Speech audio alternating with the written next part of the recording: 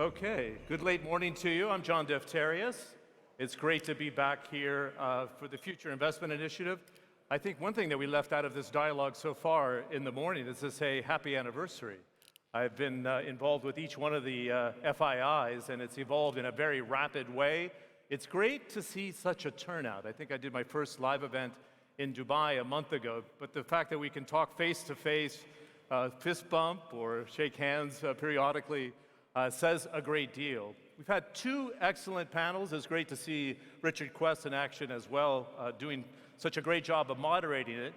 But this is a very different subject here. It is rewriting the social contract. There is a danger when we talk about investing in humanity and rewriting the social contract that it doesn't connect with people on the ground. And I think one of the things we've learned in the last 18 months is that the social contract is being rewritten for us. My last trip before the heart of the pandemic was in February 2020 for a major energy congress here in Riyadh. And at the time we thought the predictions were that this would be a 6-month challenge for society, a 6-month pandemic. By the time the summer rolled around, it would be clear sailing. It's taken 4 times longer than that by the time it's all said and done. Profound impact on government spending. In some cases in the West, we've seen upwards of 15% of GDP spent to get us through the crisis. We've seen that level of spending within the G20. So what does it mean for the social contract going forward? The role of government, providing healthcare, obviously. Education, yes. Modernizing infrastructure, yes. What's the responsibility of business in that context as well? I'll leave it there because we have a very interesting discussion. Let's give a warm welcome to our panelists. His Excellency Khalid Al Falih is the Minister of Investment here in the Kingdom of Saudi Arabia. A hometown favorite, of course. Lord Grimstone, the Minister of Investment from the UK. I think I have the pronunciation correct. Her Excellency Bolor-Erdene Battsengel is the Chairman of the government's ICT Authority. Welcome to Riyadh. Nice to see you. If you can't tell, she's the youngest by far on the panel. Second only to our next guest, Lady Lynn Forrester de Rothschild, founder and chair of EI Rothschild and her new investment fund looking at inclusiveness. It's good to see you. We have 45 minutes, so not enough time to take questions from the audience, but plenty of time to delve into this subject matter. I'd like to start with you, Your Excellency, and I think what I talked about in my opening remarks, it was almost the mother of all challenges, the COVID-19 pandemic. I had a dinner here in Riyadh last night. Somebody that used to work closely with you spoke very highly about your expertise in energy and investment. But he said something that I wasn't aware of, that the trust level in Saudi society went up, the social contract, because they felt, even though it was a very difficult front end of the pandemic, they felt that the government was there for them. Strict rules, quick response to the medical challenge, the right investments, right quarantining, the trust contract was there. But what would you say is the #1 lesson learned as a ministry, as a government, and then what do we take into the next phase post-pandemic? Please. Well, John, thank you very much, and it's great to have you back. It's good to be back. With a different hat on, with APCO, and moderating a session, as you have done for so many years for us in different capacity. And talking about social, it's good to see everybody and socialize in person. 2 years has been a long time with us working with screens and virtual formats. Obviously, COVID has been a shock. It's a shock to businesses. It's a shock, I think, most fundamentally to us at the personal level. Our families, our sense of security was shaken by the unknown that a global pandemic presented itself to us some 2 years ago as we started hearing about Wuhan and what was happening. And every government, every company, every individual acted in their own way based on their instincts. I think, the old fight or flight instincts came into effect. And here in the Kingdom of Saudi Arabia, I'm happy to say that despite all of the uncertainties, we certainly had to go through a lot of learning across the various sectors in the country, public, private, and civil society, and of course individuals and families. I'm confident that the kingdom really came out ahead, relatively speaking. There have been some suffering and there have been some losses, but the kingdom proved its resilience. I think the issue of trust, as you mentioned, was fundamental. The government focused on saving lives, first and foremost. We set standards not only for our people and for our country. I think Saudi Arabia, being the heart of the Muslim world, set the standards for certainly all Muslims when we early, even before the WHO declared COVID-19 as a pandemic, Saudi Arabia banned entry into the holy mosques of Mecca and Medina and restricted prayers in mosques and ultimately stopped prayers in mosques. In the meantime, the government had a strong focus on preserving livelihoods. Saving lives was the first priority, but we managed to achieve that delicate balance between lives and livelihoods, and we made sure that business continuity continues to the extent that it did not get in the way of the safety of people. As a result, you look back 2 years from now, we had one of the lowest rates of infection.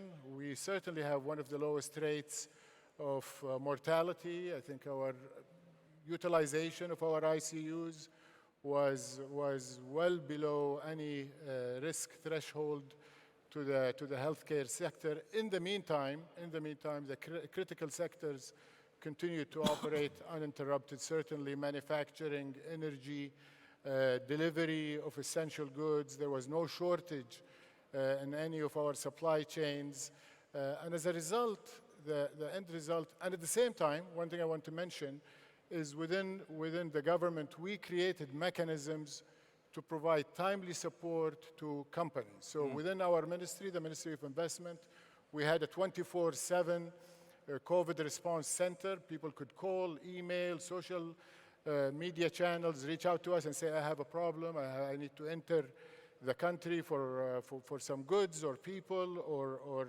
have some issues with my global supply chains, and we were there to help them. So the business community felt that the government is there for them. And it's this combined effort of making sure many of our expatriates, we offer them to go home if that would make them feel better. And the majority, if not all of them, said no, we prefer to stay in Saudi Arabia. We feel safe, we feel secure.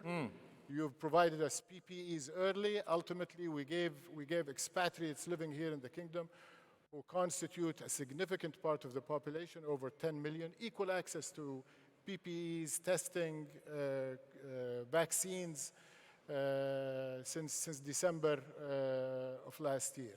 This sense of togetherness and the government working for the people and also for the private sector, I think gave the grounds for the element of trust you mentioned. But while doing this, we were also addressing the long-term issues of climate, which of course this week was quite historic and monumental for us, with all of the green initiatives that His Royal Highness has launched. So the last 2 years, and of course the kingdom chaired the G20, the kingdom managed the global energy crisis in 2020. So dealing with the pandemic didn't mean that sitting back and playing defense. We were also, as a government and as a country, thinking long-term and playing offense on some critical long-term issues. Okay. You brought up a number of different strands. I'll follow up in our conversation here. One is, of course, the investment horizon and this idea of making sure it's more inclusive growth, not just in the kingdom, but worldwide. The energy transition, which is important. We saw the announcements that you talked about here. And also the supply chains, which actually affects everybody's life on a day-to-day basis. Lord Grimstone, I'd love to talk to you about everybody. There's a chance here you'd be at 35,000 feet. What is a public-private partnership? Didn't we have the ultimate public-private partnership when it came to vaccines in the UK, for example. That was kind of real action, so a very slow start. There's half of society didn't believe the pandemic was real. I was shuttling between Abu Dhabi and London, then I couldn't shuttle because the airports were closed. What do you think you took away here in terms of emergency action against the pandemic, and what are you carrying in to the next phase in response? Well, great to be back here, and a great question. I think the issue is that the world suddenly was facing an immediate crisis, at the same time, of course, that it has the ongoing crisis of climate change. And I think we saw early on that the immediate crisis could only be solved through a public-private partnership. No government, no matter how powerful, could do it by themselves. No company, no matter how powerful, could do it by itself. And I think it taught us to be entrepreneurial. And that's the word that I would kind of describe what happened on the vaccine program back last year. We took some very big bets very early on about backing certain vaccination companies. And that was a big decision to do that, because we were choosing between companies and we were putting billions on the table at stake. How did we do it? And this is perhaps a theme I'll come back to later, is that we put investors at the heart of our policy making. People who understood business, we brought right into our policy machine to help us take the right decision as politicians. And I have to say, certainly as far as we're concerned, it's given us a taste for doing more and more in partnership, in proper partnership with the private sector. And of course, to deal with the challenges of climate change, it is the ultimate example that can only be dealt with by governments and the private sector working together. The totality of governments around the world do not have the resources to deal with climate change by themselves. They have to leverage vast amounts of private sector investment alongside them to do that. So I think over the next few years, we're going to see some of the biggest public-private partnerships developing that we have ever seen in our times in the world. Okay, there's a number of things to bring up off the back of it. Let's go through the first round and then we can open it up for a little bit of debate. Her Excellency Bolor-Erdene, who is the chairwoman of the ICT Authority. It's interesting to have such a young leader on our panel, which is thinking about also the next generation. But let's go to your core competencies first. What was the role of technology in an emerging market that has a very scattered and small population to deal with the social fabric? How did you stay in touch with the people? How did you let them know? How did the IT systems hold up in your country during the pandemic? Thank you, John. Thanks for having me. It's my honor to be here. And before I jump into Mongolia's case, one of the things that I wanted to emphasize is that for the last decade, we have been busy investing in technology, blockchain, AI, and we forgot human factor. And today, the context is investing in humanity, which is why we all came together to solve the human issues, human problems, and reach to people who do not have access regularly. So it's my honor to be here. Before I start with Mongolia, I will give you a bit information about Mongolia. While Mongolia has a rich history with Genghis Khan and everything, we are sandwiched between two giant countries, Russia and China. We have only 3 million people on such big land. And one of the interesting factors is that we have one of the highest political instability. So we change government in every 1.5 years. So as you can imagine, current government with the pandemic must have a lot of challenges. And I joined the government in 2020, just after the pandemic hit us. So the Mongolia's approach was that we should implement a platform that reaches a herder herding sheep or goats in the middle of nowhere in Mongolia. So we implemented e-Mongolia platform, which digitalized 545 services, including licenses or getting your passport online.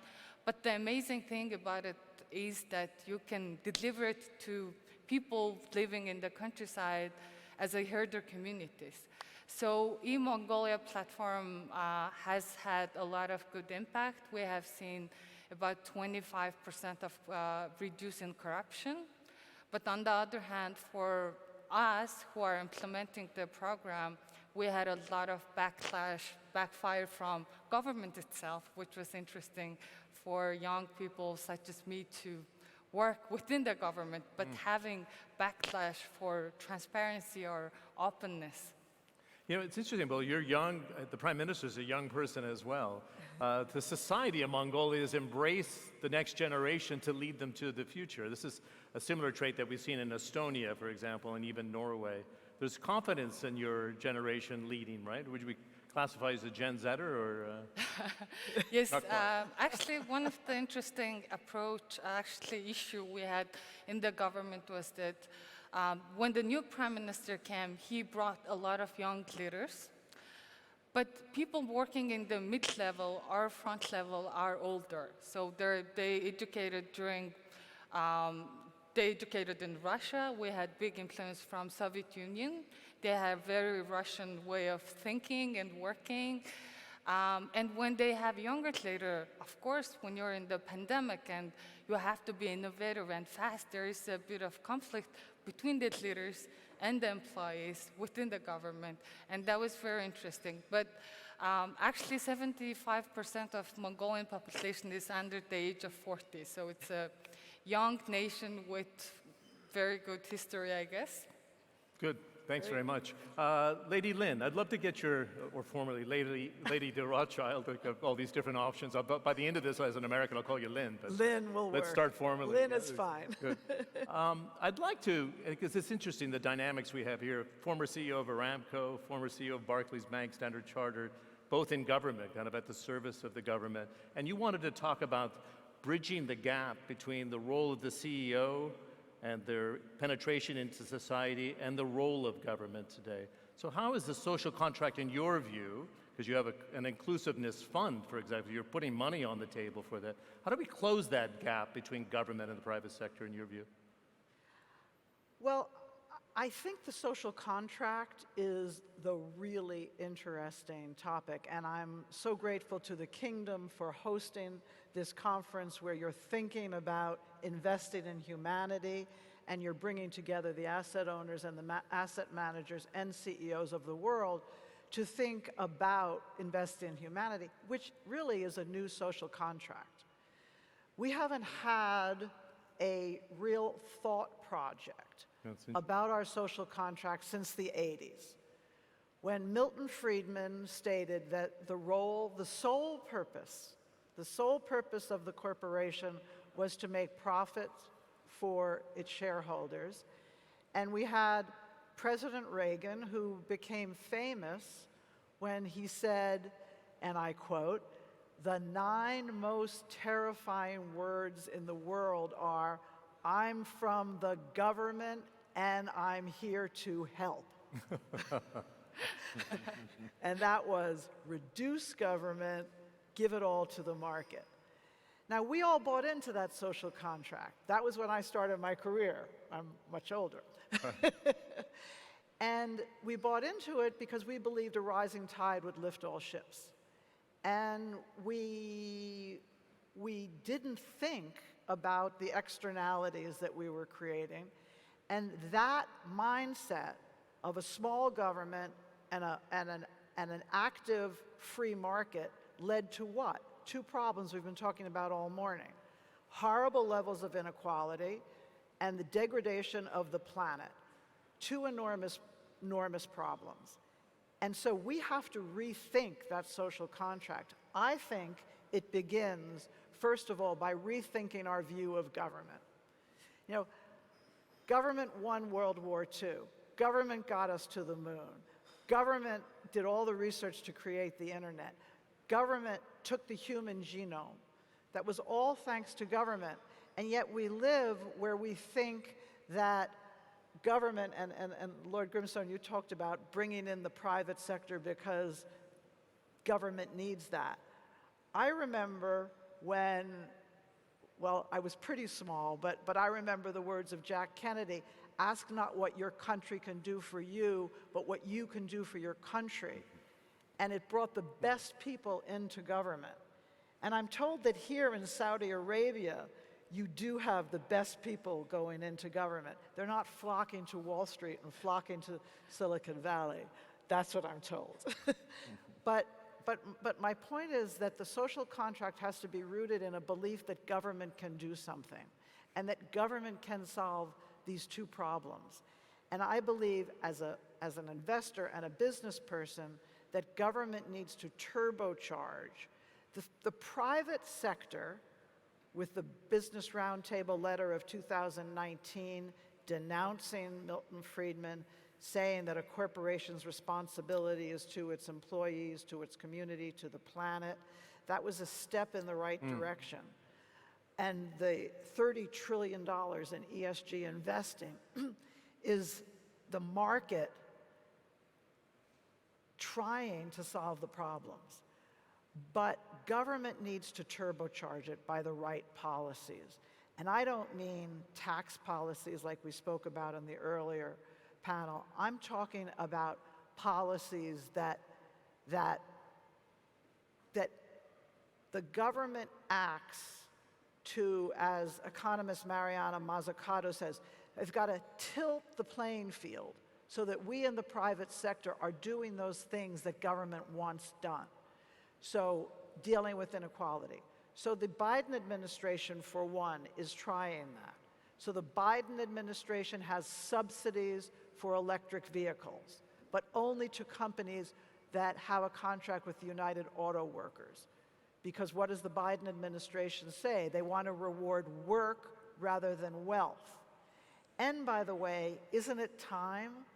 When the financial crisis happened, all the masters of Wall Street ran to government for help. When COVID happened, the government, trillions of dollars. And what's happened? I received a letter, or email, I guess today, from a senator saying that since 2000, the richest Americans have increased their wealth by $1.8 trillion. And we're fighting over whether government should spend money for education, for true climate change. So I believe that government and business need to work together, but we need greater respect for government, and government needs to understand better how it can leverage the market. And one huge way to leverage, and that might be controversial, is if government had a price on carbon, we would be able to invest in carbon capture, invest in hydrogen in a massive way.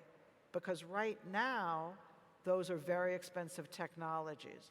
We need a price so those investments are actual investments. They're not costs only. So I think that a social contract is the answer to what the market is trying to do. It's very interesting. I'm going to ask one question to the minister because he just launched a global investment campaign. To Lynn's point here, do you see enticing the private sector around the world to the largest economy in the Middle East and North Africa as a way to jumpstart what Lynn is suggesting, the diversification process to 2030 and beyond? We have about 20 minutes left, so I'm going to ask everybody in this round to be very direct because I want to have an interchange between you. But what is the ultimate goal when you look for your partners right now, Minister Al Falih? Well, I mean, putting this in the context of the new social contract, I think the agenda of the country has to also align with the agenda of the private sector, the agenda of the population and people. In our case, Vision 2030 is perfectly aligned with not just national aspirations of our stakeholders, including the private sector, but really with the global agenda. And we saw the last few days with His Royal Highness launching the Green Saudi Initiative, the Middle East Green Initiative, and a number of initiatives since the launch of Vision 2030 5 years ago that are bringing sustainability, not just in an environmental sense, but also in a social, demographic, regional integration, and drawing a picture of the future that excites everybody that wants to be part of it, while creating the profitability and the return on capital that the owners of capital wants to do. So you're right. I was just on a road trip. I've been to the UK, and I met with Lord Grimstone. I was in France, in Greece, in the United States, in Central Asia, and here in the region. And I can tell you that there is a lot of capital out there, but it's looking to align with global challenges and create opportunities out of them. And it's not just climate change. Climate change is top of the agenda, but also healthcare and what we have learned from COVID.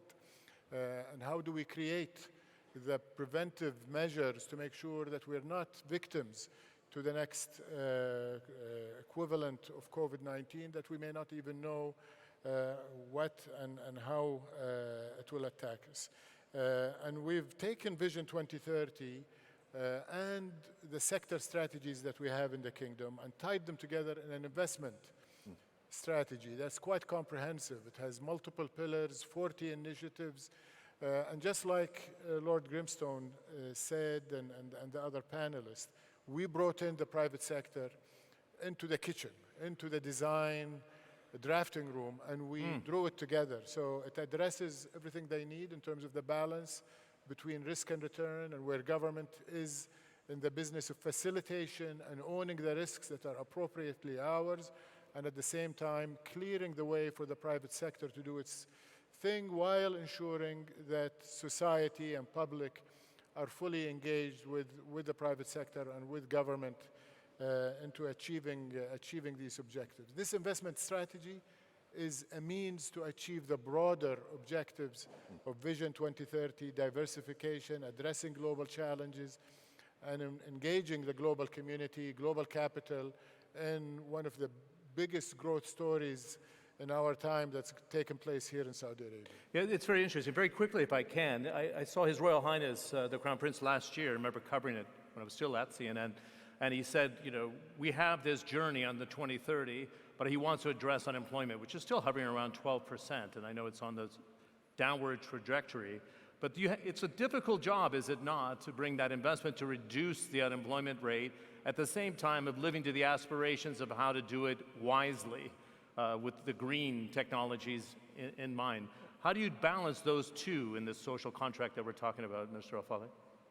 Well, first of all, I think the first element is to prepare the talent for the new jobs. So that is part of the social contract, So part of the social contract, and this is a key role for both government and the private sector. Government has to provide the education and has to make sure this education and the education engine is capable. One of our vision realization program, led by no less than His Royal Highness himself, is one that's dedicated on preparing the workforce for the kingdom.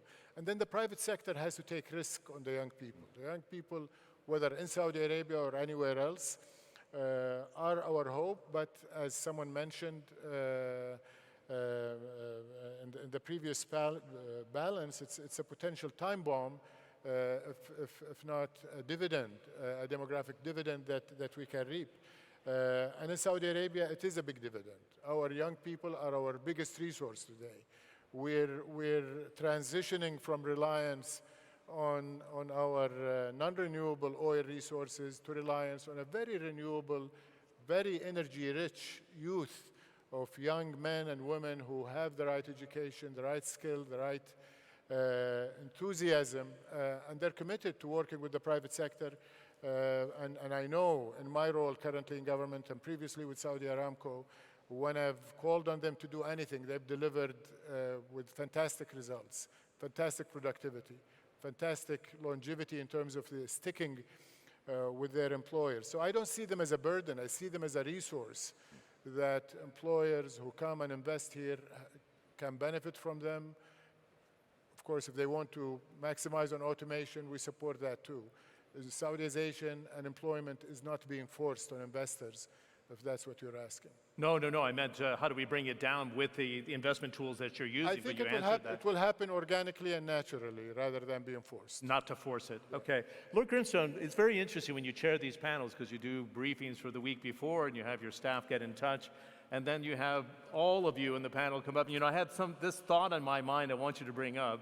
And one was that the Industrial Revolution was built on carbon. Very true. And we know the role of carbon in society today. But you're, as an investment minister in the UK and partnering with Saudi Arabia and the UAE and hydrogen, for example, you're seeing it as an opportunity to build the social contract, a fantastic opportunity. Define that, would you please? I mean, absolutely. I mean, as you say, the first industrial revolution was built on coal. The industrial revolution that we're now having is built on decarbonization and the removal of coal. And I see that through investment, you can bring economic activity to parts of the country. We both have these objectives, which haven't seen economic activity for years and years and years. So I see investment fulfilling a whole range of government objectives.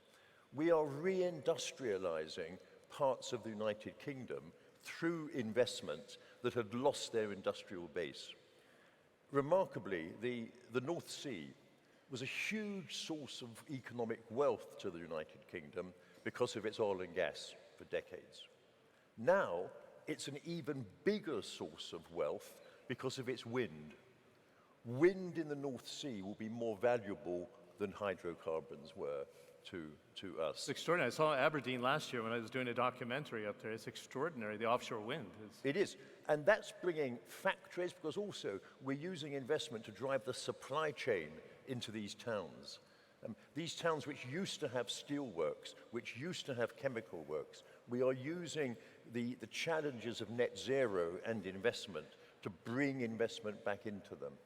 And my role, and like my friend, we're brothers in arms, the two of us, is to be very practical. How do we turn the investment aspirations of politicians into investable projects which investors in the private sector can then invest in? An aspiration is no use to me if I want to drive social change and economic activity. What I need is projects that people can put real money into. Okay, I'm going to use the wise women here to kind of challenge our men from the private sector who went into government a little bit. But Lynn, you said something to me behind the stage and said that there's a role for business and government here to accelerate probably the biggest challenge of our generation. We have COP26 coming up. I'm going to Glasgow from here with our friends from APCO Worldwide to analyze what's taking place on the ground here. Are we living up to the biggest challenge of our generation? I feel like we woke up too late to the climate challenge, and we have timelines to 2050, timelines to 2060. Ambitious for certain economies to lay out those timelines, but are we really not living up to the challenge for the next generation to live in secure times? That's a social contract. That's a huge challenge, and from where I sit, I worry a lot about the reality and walking the talk. And I love wind, I love solar, but wind and solar are not going to give us these lights, our transport, our standard of living. And there is not enough of it in the world. What we need to do desperately is we need to capture the carbon, because that's where the big step change can happen. And I'm afraid that we talk so much about renewables and that we put so much money into assets that will never have a good return. That's the most sober analysis of ESG. So the ESG is driving that investment, but you're saying it's not going to have the payback in time? Well, I think there's a real danger of that, and it's why the European Union is checking what kind of metrics are you putting into place on your ESG investing, because we have to go into the problem. We can't just invest in the FANG stocks because they are low energy footprints. That's where all the ESG money is going. The ESG money should be going right into the problem, should be going right into those companies that are providing our energy, providing our food, providing our cement and our steel, and cleaning that up. It's very difficult, however, which is, you know, without a price on carbon. It is possible, and people are doing it, and it's going to be, we believe, a huge payback. But the price on carbon is where we need the governments, and COP26 has got, and the United States, look, the United States is silent on this, and it shouldn't be, because every economist in the world knows that if we're going to solve climate, we have to give a price point on it. Well, Do it's you a agree pretty, with that? I'm not sure if everybody agrees. Bolor, I want to come back to you in just a second, but I'd love to get Minister Al Falih. You wore the hat at Saudi Aramco. I've known you as a very efficient chief executive. That's a pretty bold statement from Lady Lynn. Well, in terms of Lynn's commentary on the energy transition and the energy mix, I couldn't agree more. I think you would be a very effective executive for a major oil company today in communicating what has to be done. And I say it because we're going through a period now, the last few weeks, where the world is challenged with a sharp rise in energy prices because of this idealistic but not realistic movement in the last few years by the capital markets and putting pressure on the industries on investing in a way that is not balanced and not wise and not in support of managing the energy transition and achieving climate goal. And it's ironic that as we have these energy shortages, we're actually emitting more carbon because there is more switching back to coal to fill the supply gap. That's why the Kingdom, during the G20 presidency, launched the circular carbon economy, and it addresses exactly what Lynn just said, that we have to deal with carbon as part of our economy, part of our ecosystem for decades to come. Maybe one day we will not need it when the technology and the infrastructure is there and the investment done through public-private partnership that we've talked about will have matured and been installed. But during that transition, we have to continue to invest in a balanced energy portfolio that has the least impact while also doing adaptation to deal with the unfortunate side effects of climate change. It's quite odd, the situation we're in right now, Minister, because of the ESG that Lynn was talking about, the IOCs, or the international energy companies, as they're trying to redefine themselves today, can't invest in new oil and gas projects. So it's really the state-run oil companies, the Aramcos of the world, the ADNOCs of the world, the Nigerian Petroleum Company, the National Petroleum Company there, are left doing so. But the level of investment's down about 40% pre-pandemic, hence the price squeeze. But how do you get over this idea, say from Bolor's generation, that says, you know, that just sounds like an oil country that wants to pump as long as possible and is not concerned about the environment? How do we square the two? Because you need energy today and need to tackle climate change. That is a huge social issue. Yeah, and shouldn't be left to any small group of companies, national or international companies. I mean, Saudi Aramco and ADNOC and all of the other, and Kuwait Petroleum, all of them also need to invest in the transition. So if we leave them in a corner having to put all of the capital in fossil fuels, we're also depriving them and depriving this region and other oil-rich regions from investing in a more balanced energy portfolio. So I think the right thing to do is for the global investment community, and this is a great platform, the FII, we have the big investment funds present with us today to also, and I've heard Larry Fink, I've heard Steve Schwartzman, I've heard the heads of the banks also coming to this realization. We've heard it from Lynn on this panel, that this is not the job of the NOCs or OPEC plus countries to simply focus on investing on fossil fuels until we bridge to a world more fueled with or energized by renewables. I think we have to come to that understanding at a global level. The financial markets have to be comfortable investing in this, realizing that this is not a binary. It's not 0 or 1. It's a spectrum. ESG should be seen as a spectrum, as a scorecard. And I believe if you score it right, you will find many companies that are investing in oil and gas would score very highly on the ESG score. But this journey has a long way to run. Let's be straightforward about this. We know the beginning of this journey, and we know the end of this journey, hopefully to be net zero. It's still the case that that gap in between has to be properly determined. Yeah, but accelerated, right? I have to wrap, so I have just 2 minutes. But Lynn, quickly, and I want to give Bolor the last word. That's a very, very important point. And we as investors need a way to gauge the transition, because we can't go from 0 to 1 overnight. We can't turn people's lights off. So let's invest behind the companies that are part of the transition in the smartest way. Part of the solutions right away. So Exactly. your generation, Bolor, I would love to just get you to wrap on how do you see the social contract? You see climate, as I was suggesting, the challenge of your generation.